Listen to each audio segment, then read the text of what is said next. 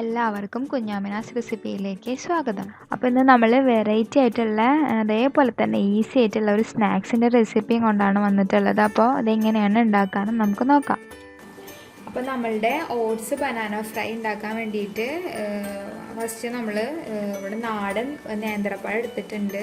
ഇവിടെ ഞാൻ 6 നേന്ത്രപ്പഴമാണ് എടുത്തിട്ടുള്ളത്. ഇത് നമുക്കൊന്ന് മുറിച്ചെടുക്കണം.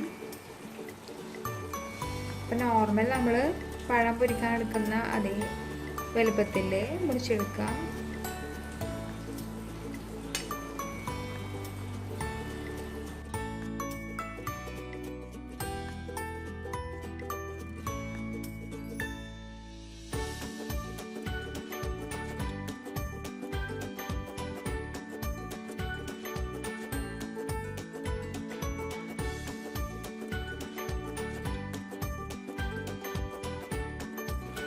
അങ്ങനെ നമ്മൾ പഴം കംപ്ലീറ്റ് മുറിച്ച് കഴിഞ്ഞു. 6 പഴമാണ് ഇവിടെ എടുത്തിട്ടുണ്ടായിരുന്നത്. നേന്ത്രപ്പഴം, നാടൻ നേന്ത്രപ്പഴം.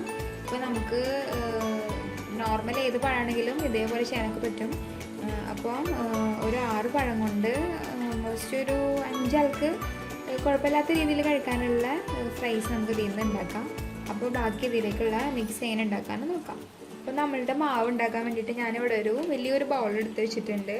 ഇതിലേക്ക് നമ്മൾ 1.5 കപ്പ് മൈദമാവ് ഇട്ട് കൊടുക്കാം. ഇവിടെ 6 പഴത്തിനുള്ള മാവാണ് ഞാൻ ഉണ്ടാക്കുന്നത്. അപ്പോൾ നിങ്ങൾ എത്രയാണോ പഴം എടുക്കുന്നതിനനുസരിച്ചിട്ടുള്ള മാവ് ഉണ്ടാക്കാം. നെക്സ്റ്റ് നമ്മളിതിലേക്ക് പാകത്തിന് ഉപ്പ് ചേർത്ത് കൊടുക്കാം. നെക്സ്റ്റ് നമ്മൾ മഞ്ഞൾപ്പൊടി ചേർത്ത് കൊടുക്കാം. ഇനി മഞ്ഞ കളറൊന്നും വേണ്ടാന്നുള്ളവർ മഞ്ഞൾപ്പൊടി ചേർത്ത് കൊടുക്കേണ്ട ആവശ്യമില്ല. മഞ്ഞൾപ്പൊടി ചേർത്ത് കൊടുത്താൽ പ്രത്യേക ഭംഗി ഉണ്ടാവും കാണാൻ, അതുകൊണ്ടാണ് ചേർത്ത് കൊടുത്തത്. നെക്സ്റ്റ് നമ്മളിതിലേക്ക് പഞ്ചസാര ചേർത്ത് കൊടുക്കുക. അവിടെ ഞാൻ 5 ടേബിൾ സ്പൂൺ പഞ്ചസാര ചേർത്ത് കൊടുക്കുന്നുണ്ട്. എനിക്ക് കുറച്ച് മധുരം കൂടുതൽ ഇഷ്ടമാണ്. അപ്പോൾ മധുരം ഓരോരുത്തരുടെ ഇഷ്ടത്തിനനുസരിച്ചിട്ട് ചേർത്ത് കൊടുക്കാം. നെക്സ്റ്റ് നമ്മളിതിലേക്ക് ഒരു 1.5 ടേബിൾ സ്പൂൺ കോൺഫ്ലവർ ചേർത്ത് കൊടുക്കാം. അങ്ങനെ നമ്മളെല്ലാ ഡ്രൈ ഇൻഗ്രീഡിയൻസും ചേർത്ത് കഴിഞ്ഞു. ഇനി ഇതിലേക്ക് നമ്മൾ പാകത്തിന് വെള്ളം കുറച്ചായിട്ട് ഒഴിച്ച് കൊടുത്തിട്ട് ഒരു നല്ലൊരു മാവാക്കിയിട്ട് എടുക്കണം. അതിലേക്ക് നമ്മൾ ആവശ്യത്തിന് വെള്ളം കറക്റ്റ് നോക്കിയിട്ട് ഒഴിച്ച് കൊടുക്കുക. ഇത്ര വെള്ളം ഒഴിക്കണം എന്നൊന്നും കറക്റ്റ് പറയാൻ പറ്റില്ല.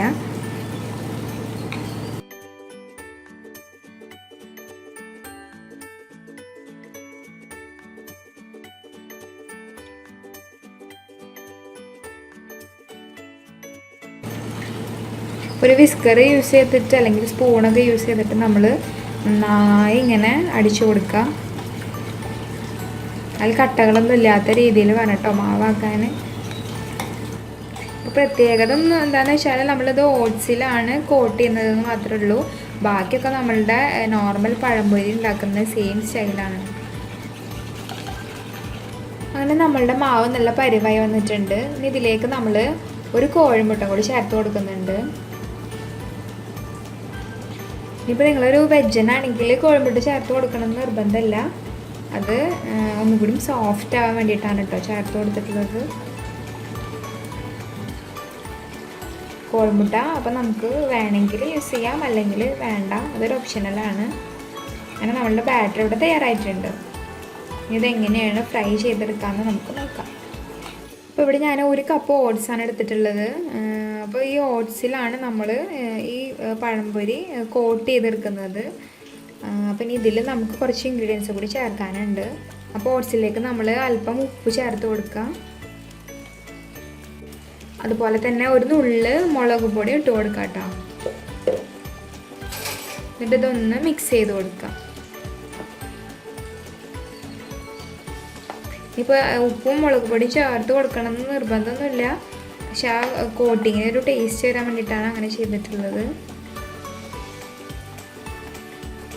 ഇവിടെ ഞാൻ എടുത്തിട്ടുള്ളത് ഹോർലിക്സിൻ്റെ ഇൻസ്റ്റൻറ്റ് ഓട്സ് ആണ് എടുത്തിട്ടുള്ളത്.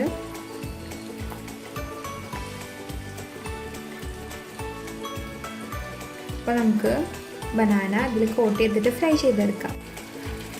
അത് കോട്ട് ചെയ്യുന്നതിന് മുമ്പ് നമ്മളൊരു പാന് ചൂടാക്കിയിട്ട് അതിലേക്ക് ആവശ്യത്തിന് ഓയിൽ ഒഴിച്ച് വെക്കണം. അപ്പോഴാണ് നമുക്കത് കോട്ട് ചെയ്ത ഉടനെ തന്നെ ഇതിലേക്ക് ഇടാൻ പറ്റുള്ളൂ. അപ്പോൾ നമ്മളുടെ പാൻ ഇപ്പോൾ ചൂടായി വന്നിട്ടുണ്ട്. അപ്പോൾ ഇതിലേക്ക് ഞാൻ കോക്കനട്ട് ഓയിലാണ് കേട്ടോ ഒഴിച്ച് കൊടുക്കുന്നത്. നല്ലോണം ഡീപ്പ് ഫ്രൈ ചെയ്യേണ്ട ആവശ്യമൊന്നുമില്ല. അപ്പോൾ അതിനനുസരിച്ചിട്ടുള്ള ഓയിൽ ഒഴിച്ചു കൊടുക്കാം. അപ്പോൾ നമ്മളുടെ ബനാന കോട്ട് ചെയ്തെടുക്കാൻ വേണ്ടിയിട്ട് ഇവിടെ ബാറ്റർ ഉണ്ടാക്കി വെച്ചിട്ടുണ്ട്. അതുപോലെ തന്നെ ഓട്സും തയ്യാറാക്കി വെച്ചിട്ടുണ്ട്. അപ്പോൾ ഓരോ സ്ലൈസായിട്ട് നമ്മൾ ഈ ബാറ്ററിൽ ഒന്ന് ആദ്യം നന്നായി ഡിപ്പ് ചെയ്ത് കൊടുക്കുക. അതിന് ശേഷം നമ്മളുടെ ഓട്സിൽ കോട്ട് ചെയ്തെടുക്കാം.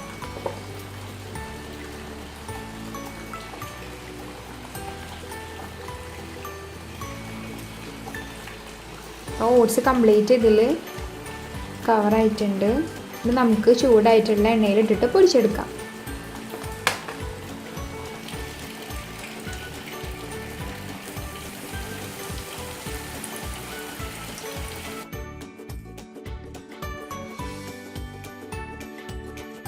അപ്പോൾ നമ്മളുടെ വൺ സൈഡ് റെഡി ആയിട്ടുണ്ട്, ഫ്രൈ ആയിട്ടുണ്ട്. അപ്പോൾ സൈഡ് ഒന്ന് മറിച്ചിട്ട് കൊടുക്കാം.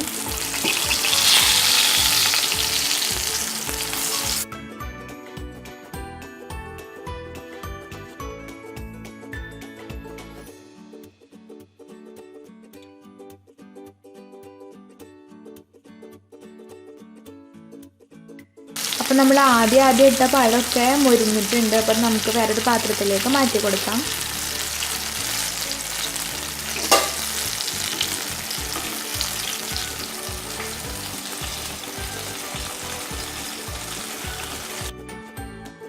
ചിത്രത്തിൽ കാണുന്നത് പോലെ തന്നെ കഴിക്കാനും നല്ല രുചികരമായ ഒരു സ്നാക്സാണിത്.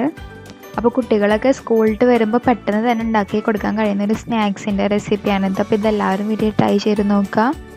ഇത് ന്യൂട്രല്ലയുടെ കൂടെ സെർവ് ചെയ്യാണ് ഏറ്റവും ടേസ്റ്റ്. അപ്പോൾ നിങ്ങൾക്ക് വീഡിയോ ഇഷ്ടമായാൽ ലൈക്ക് ചെയ്യുക, കമൻറ്റ് ചെയ്യുക, ഷെയർ ചെയ്യുക. അതുപോലെ തന്നെ ചാനൽ സബ്സ്ക്രൈബും ചെയ്യുക. ബെല്ലൈക്കൺ പ്രസ് ചെയ്യാനും മറക്കരുത്.